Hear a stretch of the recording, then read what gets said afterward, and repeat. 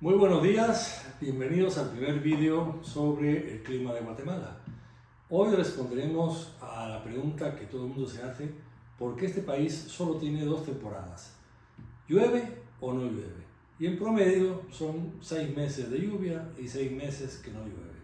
¿Por qué pasa esto? ¿Y cómo podemos enfrentar este desafío que es gigantesco para la planificación de la producción agropecuaria y en general para el desarrollo del país? Muy bien, Guatemala está en la zona intertropical, entre el trópico de Cáncer y el trópico de Capricornio, que eso se mide a partir del Ecuador, que son 20 grados por arriba y 20 grados por abajo de esta línea imaginaria. En esta zona intertropical se encuentra con una exposición máxima a los rayos del sol. Es la parte del planeta que tiene mayores temperaturas y que tiene también mayores nubosidades. Por efectos del calentamiento y por efectos de la nubosidad, los vientos alisios, que son vientos que vienen del este y van hacia el oeste a nivel planetario, estamos hablando de la circulación global de todo el planeta, convergen a esta zona, que por eso se llama zona de convergencia intertropical. Convergen los vientos alisios del norte y los vientos alisios del sur. Y entonces, al llegar a esta zona, que es una zona caliente y húmeda, descargan y hay unas poderosas lluvias en toda la región y es un cinturón nuboso y caliente que rodea el globo. Este cinturón no es fijo, es un cinturón movible, lo vamos a ver rápidamente a continuación. Como ustedes van a ver en pantalla, he puesto unas diapositivas donde se observa la zona de convergencia intertropical a la altura del Ecuador y la convergencia de los vientos alisios. Ahora, sucede que en la época de primavera en el hemisferio norte, cuando ya el invierno desapareció y comienza una temporada de temperaturas templadas, comienza a haber una diferencia barométrica y la zona de convergencia es arrastrada, entre comillas, o se desplaza, mejor dicho, hacia el norte. Esto sucede a partir de enero. En Guatemala, entre abril y mayo, se instala la zona de convergencia en forma directa y comienza la temporada de lluvias. ¿Por qué? Pues porque simplemente esta zona se trasladó y arrastró consigo a estos vientos alisios cargados de humedad que van provocando lluvias en toda esta región. Muy bien, cuando pasa lo contrario, es decir, cuando comienza el otoño en el hemisferio norte y comienza la primavera en el hemisferio sur, sucede lo contrario y entonces la zona de convergencia se mueve hacia el sur y se instala más allá del Ecuador. Comienza la época de sequía. Esto implica para nosotros que vivimos en Centroamérica un desafío muy severo. Estas dos temporadas están, digamos, promovidas por este movimiento de esta zona de convergencia. ¿Está exenta de riesgos? No. Tenemos, por ejemplo, el calentamiento del Océano Pacífico, lo que provoca el efecto del Niño, y al calentar estas aguas, entonces la zona de convergencia se traslada, pero de forma irregular. Y entonces el país entra en unas etapas de sequías muy prolongadas y también, aunque parezca paradójico, a finales de la temporada de lluvias puede haber inundaciones severas. O sea, y puede haber también épocas que no llueva. Y ha habido épocas históricas, lo vamos a ver en otra diapositiva, donde efectivamente ha habido épocas de muchísima sequía que duraron varios años.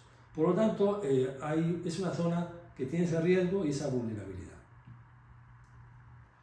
¿Y qué problemas nos provoca esta situación? Bueno, cuando empieza a fallar la subida de la zona, tenemos un invierno irregular.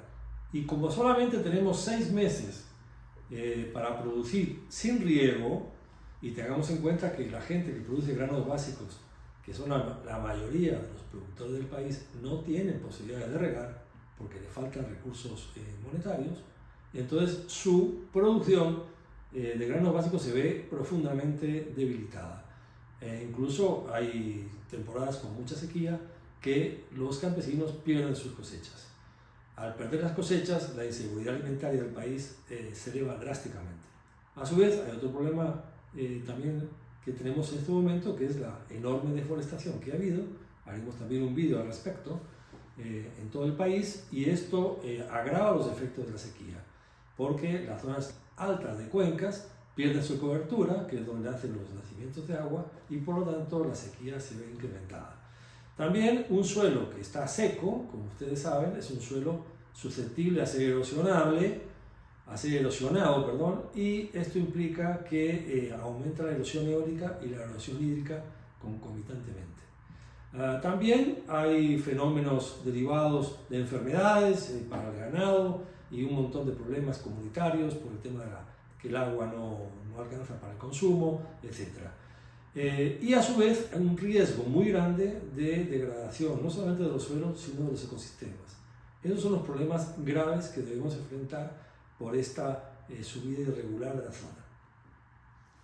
En las diapositivas que les presento van a ver ustedes unas fotos sobre un municipio en San Marcos, que es un departamento de Guatemala, que está cerca de México, y van a ver la enorme erosión que hay.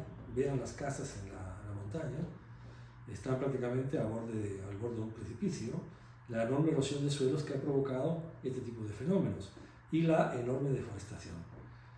Esto obviamente debe ser considerado en la planificación estratégica del país porque son situaciones muy complicadas. ¿Qué soluciones podemos presentar ante lo que hemos visto? Bueno, obviamente si tenemos suficiente cantidad de agua, que cae suficiente cantidad de agua en los 6 meses de lluvia, este agua no es represada y no se queda en el territorio nacional, discurre rápidamente hacia los ríos y los ríos al mar. Por lo tanto, obviamente, si queremos sobrevivir regando los próximos 6 meses del año, tenemos que represar.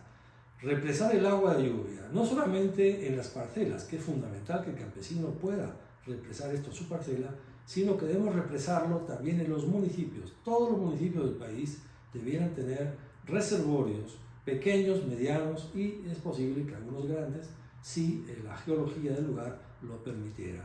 Es fundamental asegurar la sobrevivencia nacional a través de una red de reservorios que estén estratégicamente ubicados. También es importante que conservemos la cobertura boscosa que tengamos, sobre todo la que tiene bosque nativo.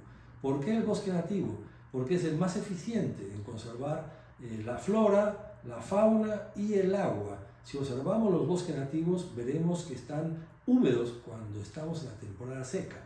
Y esto es importante conservarlos. Hemos perdido gran parte de la cobertura boscosa en las partes altas de las cuencas y tenemos que recuperar, restaurar lo que hemos perdido. También esto implica restaurar los suelos. Los suelos del país han perdido su materia orgánica debido a una mala utilización de los mismos y es necesario hacer unas tareas de recuperación y restauración que son urgentes. Y por supuesto la reforestación. Es importantísimo reforestar no solamente con el bosque nativo, sino también con plantaciones y con sistemas agroforestales. Todo esto implica que las comunidades deben estar inmersas en este proceso y no solamente debe haber un interés de las comunidades, tiene que ser un interés estratégico nacional. Ante toda esta problemática, ¿qué podemos hacer?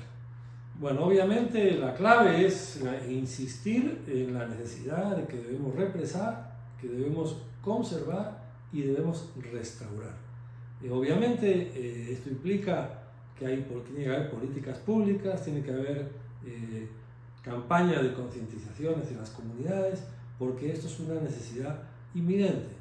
Estamos ante una situación complicada, el país está creciendo aceleradamente en cuestiones demográficas y está perdiendo rápidamente su cobertura forestal densa. Por lo tanto, es imperativo actuar rápidamente y en esto debemos hacerlos todos juntos, porque es una cuestión de país, es un reto estratégico del país. Bueno, todo esto nos llega a una reflexión. Si depende la lluvia de cuestiones globales que no dependen de nuestra voluntad ni de nuestro deseo, es un tema climático global, entonces debemos estar preparados, que nosotros no podemos tampoco incidir en ello, pero sí podemos mitigar los efectos que causa año con año esta situación. Esto es lo que debemos tener en cuenta claramente. ¿Podemos hacer algo? Sí. Podemos hacer las cosas que hemos estado platicando, pero es necesario que todos entendamos de que los fenómenos globales no dependen de nuestra voluntad. nosotros podemos mitigar los efectos y este es un llamado a la mitigación. Por lo tanto, si te gustó este video, te invito a que te suscribas, darle like para que esto se pueda continuar y pueda crecer esta comunidad que busca discutir este tipo de cosas tan elementales e importantes para el desarrollo nacional y buscar un consenso en las medidas que deben ser adoptadas. Muchas gracias y nos veremos en el próximo video.